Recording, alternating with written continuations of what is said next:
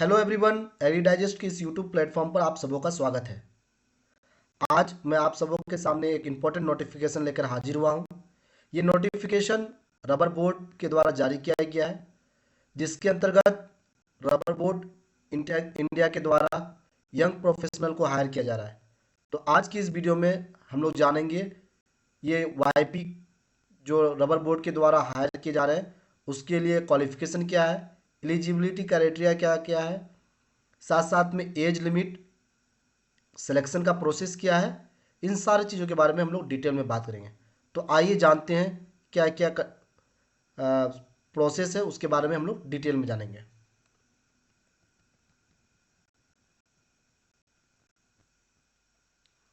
तो अभी आपको स्क्रीन पे दिख रहा होगा जो नोटिफिकेशन है उसके बारे में, जिसमें यंग प्रोफेशनल एक्सटेंशन सर्विसेज के लिए और 31 मार्च 2026 तक यानी एक साल के लिए ये वाईपी हायर किए जा रहे हैं रबर बोर्ड इंडिया के द्वारा, जिसके अंतर्गत जो नंबर ऑफ पोजीशंस है नॉर्थ ईस्टर्न रीजन के लिए 40 है और नॉन ट्रेडिशनल रीजन्स के लिए यानी अदर स्टेट्स टोटल 10 वैकेंसीज है।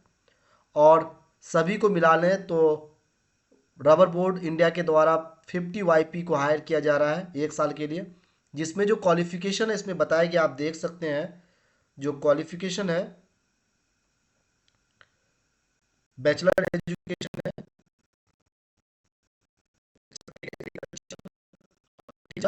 फॉरेस्ट्री या फिर जो मास्टर्स डिग्री है आपके पास किसी भी रिकॉग्नाइज्ड यूनिवर्सिटी से, तो आप इसके लिए एलिजिबल हैं। दूसरी बात, जो एज लिमिट है आपका 30 साल से ज़्यादा नहीं होना चाहिए, वो भी एक नवंबर सॉरी 1 अक्टूबर 2024 तक।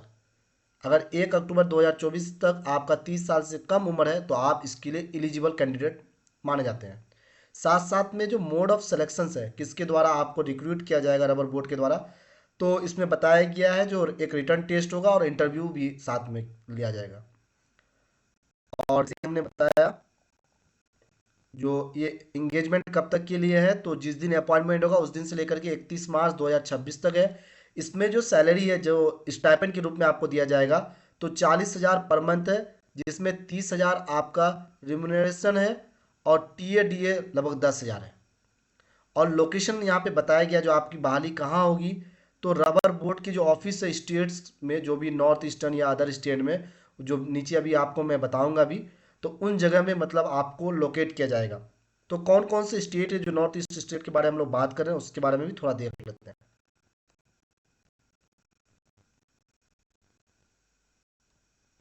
तो देखिए, दो तरह का रीजन यहाँ पे रबर बोर्ड के द्वारा क्लासिफाइड किया गया। एक नॉर्थ ईस्टर्न रीजन जिसमें टोटल 40 वैकेंसी है और नॉन ट्रेडिशनल रीजन जिसमें 10 वैकेंसी है।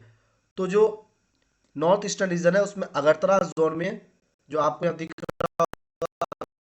वैकेंसी है, और गुवाहाटी जोन जो है हमारा,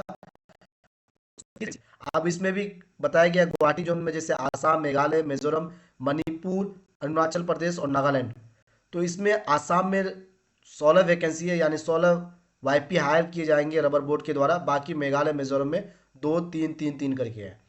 वहीं आप नॉन ट्रेडिशनल रीजन में जैसे वेस्ट बंगाल, उड़ीसा, कर्नाटक और आंध्र प्रदेश जो है, इसमें भी मतलब टोटल 10 वाईपी को हायर किया जा रहा है रबर बोर्ड के द्वारा। अब इसमें जो बताया गया है जो ये एग्ज़ाम है ये कहाँ होगा, तो यहाँ पे बताया गया जो कैंडिडेट को रिटर्न टेस्ट और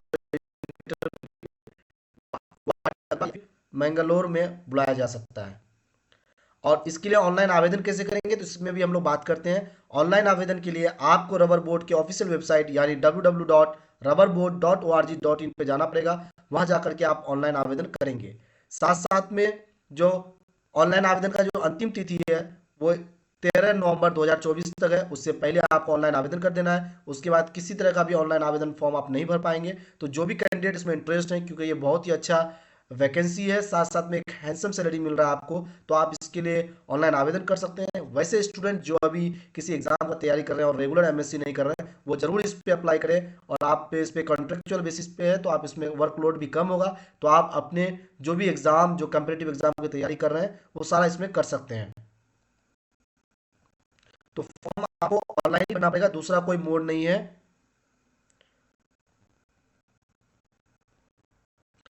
इसमें कुछ टर्म्स एंड कंडीशन है जिसके बारे में हम लोग थोड़ा जान लें, जो मैं पीछे भी डिस्कस कर चुका हूँ। तो इसमें हम लोग पहला चीज़ ये जान लें, जो इसमें जो एग्ज़ाम होंगे और इंटरव्यू होंगे, रिटर्न एग्ज़ाम के बारे में बताया गया है, उसमें किसी भी तरह का अभी जो सिलेबस है, एग्ज़ाम पैटर्न, उसके बारे में नहीं बताया गया है। और इसमें सिर्फ ये बताया गया है जो टेम्पोररी और कॉन्ट्रैक्ट बेसिस है, जो हम लोग बार बार बात कर रहे हैं, इसको दोबारा मैं आपको हाईलाइट करके दिखा दूं। यहाँ पे साफ साफ लिखा है, और ये कब तक होगा, तो 31 मार्च 2024। दूसरी बात, जो सिर्फ नॉर्थ ईस्टर्न रीजन के ही एलिजिबल होंगे, अदर स्टेट के लोग नॉर्थ ईस्टर्न रीजन में जॉब नहीं कर सकते या इसके लिए एलिजिबल कैंडिडेट नहीं होंगे। और जो नॉन ट्रेडिशनल रीजन्स है, उसमें प्रीफरेंस कर्नाटका, आपको जानना जरूरी है।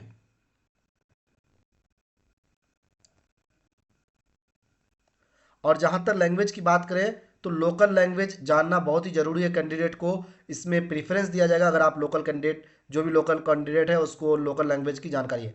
साथ साथ में,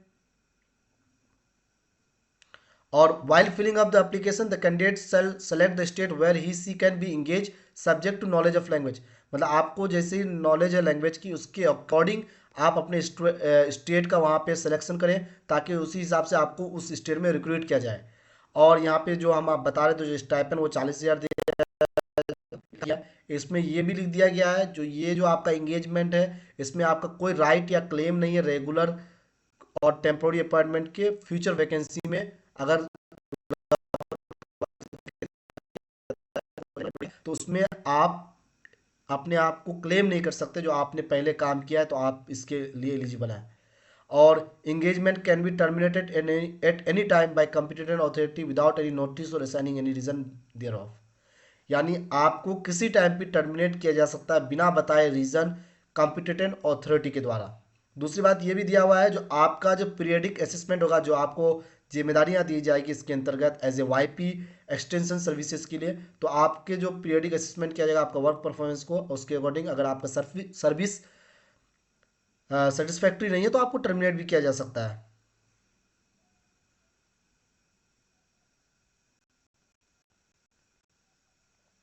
इसमें यह भी बता दिया गया जो आपका वर्क आवर क्या रहेगा या कब से कब काम होता है।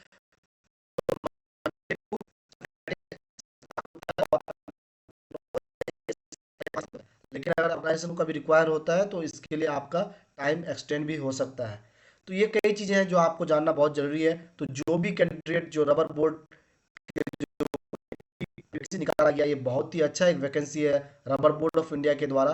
तो आप सभी जो स्टूडेंट हैं, जो भी एलिजिबल स्टूडेंट है, वो जरूर इसका वैकेंसी के लिए अप्लाई करें। और इससे जुड़ा हुआ जो भी आपको जानकारी चाहिए, आप हमारे कमेंट बॉक्स में ज़रूर लिखें। और इसका जो अप्लाई करने का ऑनलाइन लिंक है वो हम डिस्क्रिप्शन बॉक्स में दे देंगे, आप जाके वहाँ से भरें। और किसी तरह का जो भी समस्या हो आप कमेंट बॉक्स में ज़रूर लिखें। और हमारे यूट्यूब चैनल में आप अगर नए हैं तो हमारे यूट्यूब चैनल से आप जुड़ लें, ताकि इस तरह की जानकारी आपको सबसे पहले पहुँचे। धन्यवाद।